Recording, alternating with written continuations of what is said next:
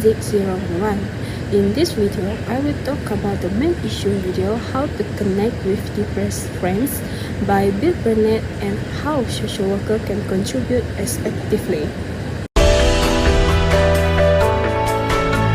So depression is super common, yet in my experience, most folks don't want to talk to depressed people unless we pretend to be happy.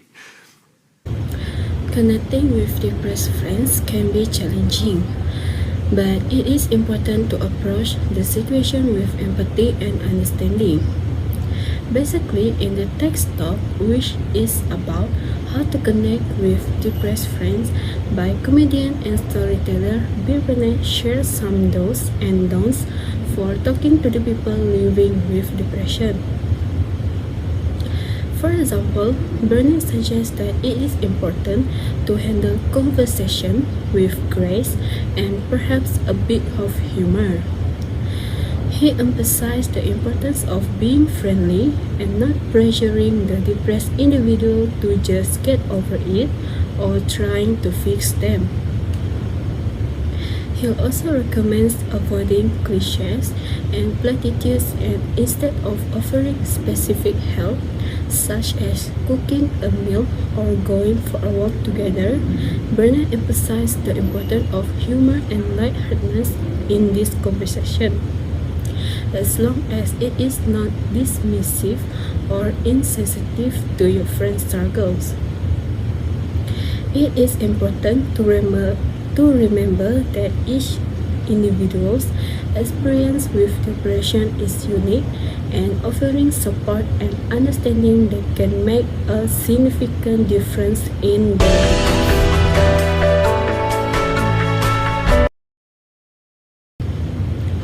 Last but not least, social workers understand that depression is a complex condition that requires empathy and understanding. They often focus on creating an environment where individuals feel heard and supported without judgment or pressure. When it comes to connecting with depressed friends, social workers often employ empathic and supportive approach. For example, they can center on empathy, private counseling and therapy, connect clients with community resources, and help them develop coping strategies. Social workers can also advocate for policy change that improve access to mental health care and reduce stigma around mental illness. Additionally, social workers can work with families and friends of people with depression to help them understand the condition and provide effective support. I think in my experience there comes a time where sometimes I do feel like some of the things I do is just never enough, and no matter how hard I work on something, there's always going to be somebody who has their own opinion or who enjoy taking control of the narrative.